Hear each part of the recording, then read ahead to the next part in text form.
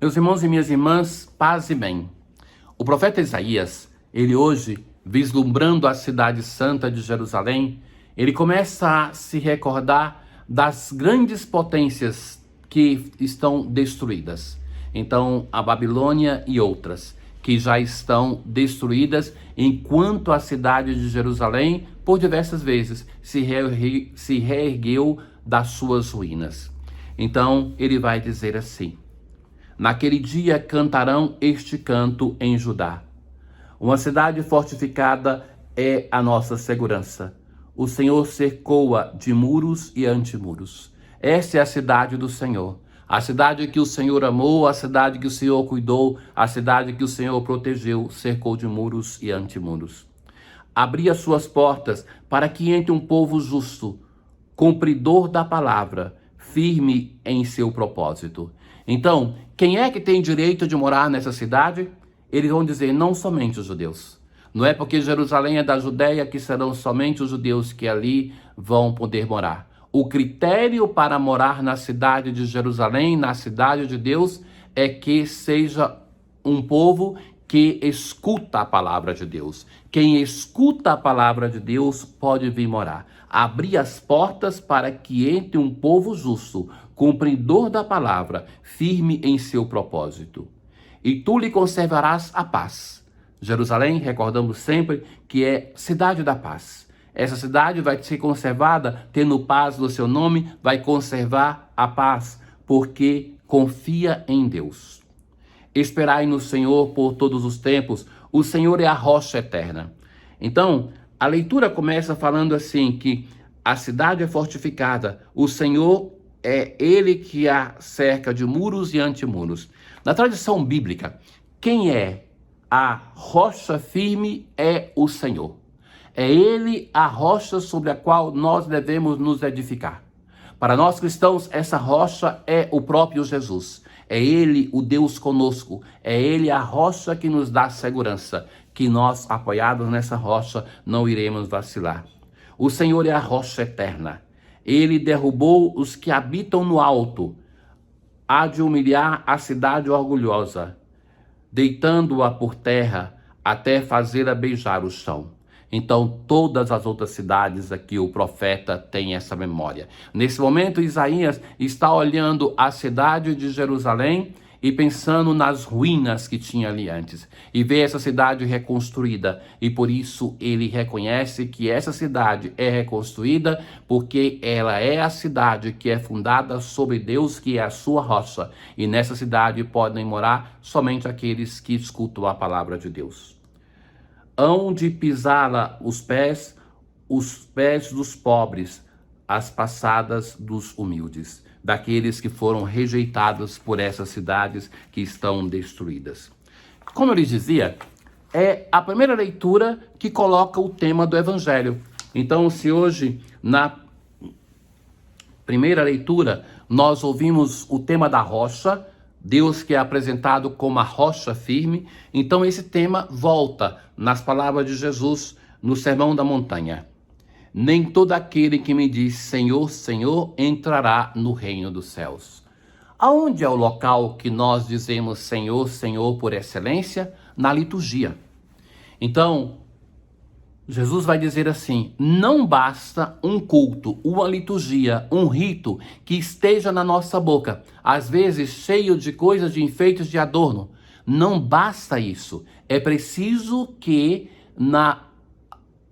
a nossa liturgia, a nossa oração esteja além da nossa boca, mas que esteja no nosso coração. Que a boca, de fato, possa falar na liturgia daquilo que o coração está cheio. Portanto, quem ouve estas minhas palavras e a põe em prática é como um homem prudente que construiu sua casa sobre a rocha. Então, o que é essa casa? A casa é a igreja, é o edifício da fé. Construir a casa sobre a rocha é colocar o Senhor Jesus como fundamento da nossa esperança de fé, da nossa experiência de fé. Por mais que seja bela, meus caros, a devoção a um santo sempre nos leva ao fundamento que é o Senhor Jesus. É preciso ir além da nossa devoção para com aquele santo e chegarmos àquele que é o fundamento da nossa fé, o Senhor. Por mais que algumas pessoas nos ajudaram no caminho da nossa fé, que seja um sacerdote, uma religiosa, um leigo, uma leiga, por mais que tantas pessoas nos ajudaram, o caminho da fé se faz pela pessoa de Jesus. Não é por esse sacerdote, não é por essa pessoa, porque por melhor que seja alguém, chega o dia em que há de faltar. Assim nos diz o Salmo 147. Só o Deus vivo se mantém. Só o Deus vivo mantém a sua palavra. Então, nós devemos aceitar a ajuda de tantas pessoas que passam na nossa vida. Nós podemos nos tornar cristãos por diversos motivos, mas independentemente por onde nós entramos, devemos chegar o momento que a nossa fé seja depositada na rocha firme. Então, Jesus continua a dizer: então caiu a chuva, vieram as enchentes, os ventos deram contra a casa, mas a casa não caiu. O que quer dizer isso? Não quer dizer as dificuldades da vida. Nós ouvimos no domingo, na liturgia, e ouvimos durante toda a semana passada, quando Jesus fala da volta do Filho do Homem, que vai ser precedida dessas manifestações da natureza. Então, essas manifestações da natureza não falam das nossas dificuldades, mas do momento do juízo final, em que aquele que construiu a casa sobre a rocha vai poder, como diz o evangelista Lucas, manter-se de pé, erguido, levantado, com a cabeça erguida diante do Filho do Homem. Então, é este o fundamento da nossa fé, o Senhor Jesus. Mas o texto continua, que é aquele modo semítico de falar, que diz uma coisa e diz o seu oposto, para reforçar a ideia. Por outro lado, quem ouve minhas palavras e não as põe em prática. O primeiro, Jesus vai dizer: nem todo aquele que diz Senhor, Senhor entrará no reino dos céus, mas o que põe em prática a vontade do meu Pai. Depois, para o segundo, quem ouve essas minhas palavras e não as põe em prática. Então existe uma identidade entre a palavra de Jesus e a vontade do Pai, porque Jesus para nós é a revelação do Pai. Mas não basta ouvir. Não basta dizer que a palavra de Deus é bonita, que a celebração foi bonita, que a homilia do padre foi fantástica. Não basta isso. Ela tem que entrar na nossa prática de vida. Então Jesus vai dizer assim, que aquele que ouve e não coloca em prática é como um homem sem juízo, veja, sem juízo, que constrói a casa sobre areia. Então, construir a casa sobre areia é construir sobre qualquer outro fundamento que não seja o Senhor Jesus. Se não é ele, não é a rocha. Então vem a chuva, as enchentes, os ventos deram contra a casa, e a casa caiu, e a sua ruína foi completa.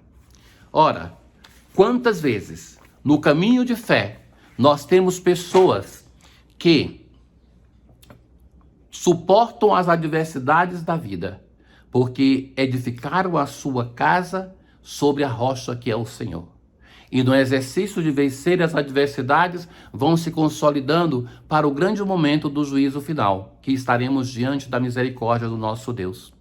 Mas quantas pessoas estão há anos na igreja, nunca fazem um verdadeiro caminho de fé, porque cediam a casa, o edifício da própria fé, sobre coisas que são banais. É a função que ocupam, é o cargo que estão exercendo, é aquela pessoa pela qual eu tenho simpatia, que por ela eu venho à igreja, é para escutar aquela pregação, é porque eu gosto desses cantos, ou porque essa igreja é bonita, ou então porque aqui eu venho buscar as curas das minhas doenças, mas tudo isso é passageiro. Se a nossa fé não é fundamentada no Senhor Jesus, nós não resistiremos no momento das tempestades que nos fazem sofrer nesta vida, e muito menos resistiremos para estar em pé diante do Filho de Deus, com a cabeça levantada, como um inocente está diante do juiz. Meus caros irmãos, que o percurso do Advento nos ajude a mudarmos o nosso coração e fazermos o verdadeiro caminho de conversão. O Senhor esteja convosco, Ele está no meio de nós. Abençoe-vos o Deus Todo-Poderoso, o Pai, o Filho e o Espírito Santo. Paz.